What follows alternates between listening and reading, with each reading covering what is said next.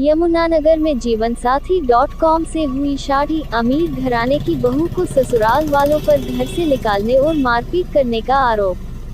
अब इंसाफ पाने के लिए दर दर की ठोकरें खाने को मजबूर हो रही है। फिलहाल पुलिस इस मामले में जांच कर रही है। मेरी शादी ध्रुव वशिष्ठ से हुई थी 7 दिसंबर 2020 में पंडित ऑटोमोबाइल्स के ओनर यमुनानगर के।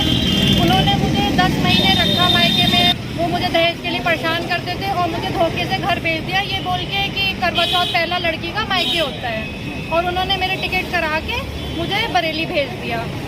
करवा चौथ से 2 दिन पहले मेरी सास का कॉल आया मेरी मदर को कि हमें लड़की को नहीं रखना, मेरा बेटा अब रहना नहीं चाहता। ये कुछ भी बहाने मार दिए कि हमको धमकी देती है, हमें तो अपनी जान का खतरा है, हमें बड़ा डर है, भी ऐसी वैसी, और फ़ोन काट दिया। जब मेरे मदर ने और मैंने उन्हें कांटेक्ट करने की कोशिश करी, करवा चौथ वाले भी दिन फ़ोन करा कि मैं कैसे व्रत का करना है, तो बोली क्या करेगी व्रत रख के जब हमें रखना ही नहीं है तो।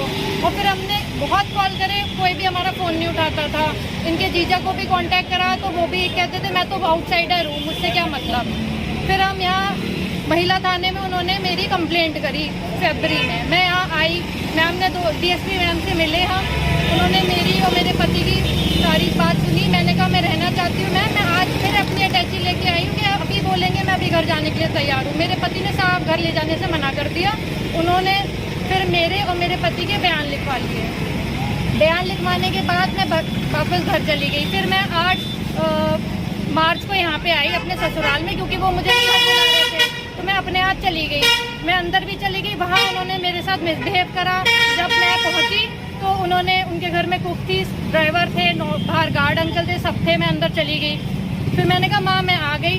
तो उन्होंने कहा कि तू क्यों आई है, तू पैसे लेके आई कि नहीं आई, और तेरे पापा गए तो अकेले क्यों चली आई। मैंने कहा माँ मेरा घर है, मैं बता के क्या हूँ इसमें कि मैं अपने घर आ रही हूँ। बोले घर तो तेरा था अब नहीं है, जब पैसे लेके आ तब करूँगी। फिर वो फोन वोन घुमाने लग गई सारे, उन्होंने दरवाजे और वो बंद करने लग दिए। उस टाइम पे घर में मौजूद मेरे पति, मेरी सास, एक मेरी दादी, उनकी मेरे हस्बैंड की दादी, ये लोग 3 थे और एक कुक थी उस टाइम पे किचन में। फिर उन्होंने कुक को बोला कि चल तू अपने घर जा, बाकी का काम बाद में कर लियो। तुरंत उन्होंने कुक भगा दी और दरवाजे आजे बंद करने लगे। वहाँ फिर मेरे पति उस टाइम पे घर में मौजूद थे, वो ऊपर कमरे में सो रहे थे। उन्होंने फ़ोन करके मेरे पति को बुलाया। उन लोगों ने मेरे को गाली गलौज धक्का मुक्की करी और मेरा सब दरवाज़ा मुझे धक्का मार के दरवाजा बंद। मेरे जो हस्बैंड है, पहले इन लोग ने बोला कि जैसे मैंने बताया कि मैं इतना एक्सपेंसिव मैरिज वेयर नहीं कर सकती हूँ कि मेरे फादर सर्विस क्लास से है और हम इतना एक्सपेंसिव प्राइवेट जॉब में रिटायर्ड है, मैं इतना एक्सपेंसिव नहीं कर सकती हूँ। आपने और हमारे में बहुत ड्रास्टिक डिफरेंस है स्टेटस का। तो उन्होंने कहा नहीं आप पैसे की बात मत करिए, मेरे घर में बस 3 लोग हैं, मुझे एक संस्कारी पढ़ी लिखी बहू चाहिए जो मेरे घर में एडजस्ट करे। मैं जॉब भी करती थी, इन्होंने मेरी जॉब भी छुड़वा दी नोएडा में, की ज़रूरत नहीं है। नोएडा में जॉब करती थी सॉफ्टवेयर सेल्स में, निकॉन कंपनी में। इन्होंने मेरी जॉब छुड़वा दी। फिर इन्होंने क्या करा, मेरी इंगेजमेंट 25 अक्टूबर को हो गई। 25 अक्टूबर तक बहुत बढ़िया सब कुछ चलता रहा, कोई प्रॉब्लम नहीं आई। 25 अक्टूबर और शादी के बीच में इन्होंने डिमांड करी पैसे की। 10 या 15 दिन पहले की बात है, इन्होंने मुझे मैसेज करा कि शादी का खर्चा ये 40 लाख का है। तो मैंने कहा कि जब मैंने आपको बता दिया तो उन्होंने मेरे को कहा ये क्या बात हुई, मैं क्यों सारा खर्चा करूँ। तो वो मैसेज आपके पास है रिकॉर्ड में? मेरे पास मैसेज है। जब मैंने इनसे कहा कि आपको मैंने आपको अपनी कंडीशन बताई थी तो उन्होंने कहा ये क्या बात हुई, मैं क्यों सारा करूं, तो मैंने ये प्रॉमिस करा था कि तुम अच्छी शादी करोगे। मैंने कहा जब मैंने ये कहा था कि मैं इसमें कर सकती हूँ और आपने एग्री करा कि हमें पैसे नहीं चाहिए, आप मुझे क्यों बता रही हैं, तो अब आप पैसे क्यों मांग रहे हो।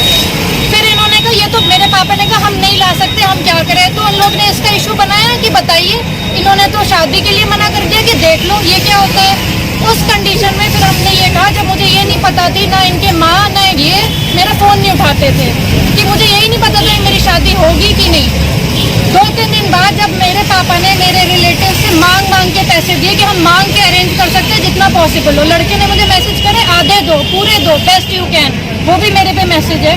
जब मेरे फादर ने फंड्स अरेंज करके इन्हें दिए तब इन्होंने मेरे से शादी करी और हमारी शादी हो गई। शादी ठीक हुई। शादी के बाद से इन्होंने मुझे तंग करना शुरू कर दिया, मेरे से मिसबिहेव करा कि ये तो शादी में दिया ही क्या इसके बाप ने, मेरी तो ट्रिप ही इतने का है, मेरे तो होटल का खर्चा, तेरा तो एडजस्टमेंट बहुत होना चाहिए। बहुत गंदी गंदी बातें करी और मैं घर आ गई। और उन्होंने मेरे हस्बैंड के सामने कहा कि आज के बाद इस लड़की को कहीं लेके जाने की ज़रूरत नहीं है जब तक इसके दिमाग ठिकाने नहीं आ जाते। और मार्च से मेरे हस्बैंड मुझे कहीं लेके नहीं गए।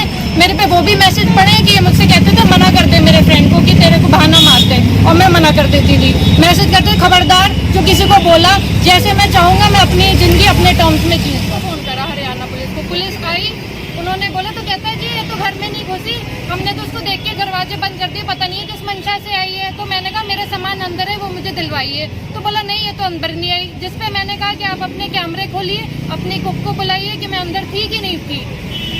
तब उन्होंने, पुलिस वालों ने जब कहा कि ऐसा है इसका सामान दो, तब उन्होंने मेरा बाकी का सामान वापस करा। और फिर मैंने जब बोला कि ये मेरा घर है, मुझे यहाँ रहने दिया जाए, तो उन्होंने कह दिया कि आपको महिला थाने आना पड़ेगा, वहाँ रिटर्न में कार्रवाई देनी पड़ेगी, तब हम आपको घर भेज सकते हैं। नहीं, इससे पहले भी कभी कुछ हुआ होगा? जैसे आपने कहा कि मैं करवा चौथ पे गई थी, कुछ ना कुछ तो पहले भी कोई बात हुई होगी एकदम। छोटी मोटी बातें होती रहती थी, जैसे वो कि इनकी बहनें, कभी भी कोई ऐसा ट्रिप नहीं था कि मैं और मेरे हस्बैंड अकेले गए हों। कोई भी मतलब शादी होते जितनी भी ट्रिप है, इनकी दोनों बहनें, दोनों जीजा जाते थे वहाँ, वो मुझे छोटी छोटी बातों पे कि क्यों पैसे क्या लाई, मेरा तो ट्रिप ही इतने लाख का है, तेरे बाप ने दिया ही क्या, तेरा तो एडजस्टमेंट बहुत होना चाहिए। खाने को मेरे को नहीं पूछते थे, खाना लेके आ, ये कर वो कर, ऐसे करके बोलते थे। शादी रिश्ता जीवन साथी के थ्रू हुआ है, और मेरे पति ने ही मुझे अप्रोच करा था। सितंबर 25 में मेरा 25 सितंबर 2020 में मेरा रिश्ता हुआ। कहाँ से आप? मैं बरेली से हूँ। मैं अपने पति के साथ रहना चाहती हूँ। मैंने पहले भी महिला थाने में यही बोला, अभी भी मैं बोल रही हूँ। मेरे पति साफ मना कर देते हैं पुलिस वालों के सामने कि मुझे लेके नहीं जाना। नहीं उन्होंने कोई केस फाइल करा है डिवोर्स का, वो बस मुझे रख नहीं रहे हैं कि मुझे नहीं रखना है इसको, और मैं कह रही हूँ मुझे उन्हीं के साथ रहना है। अब हमारा 3 काउंसलिंग होगी, बस आगे की डेट पड़ती रहती है, मुझे परेशान किया जाता है। जब मैं कहती हूँ अगले दिन की डेट दे दो कि मैं बार बार आना मुश्किल है, तो 10-10 दिन 15-15 दिन की डेट देते हैं। अब आज मैं यहाँ आई हूँ, आज भी मेरी डेट थी, 21 को फिर आई थी, आज भी डेट है। मेरे हस्बैंड अभी आए हुए भी हैं, उन्होंने कहा कि आगे की कार्रवाई अब होगी बस।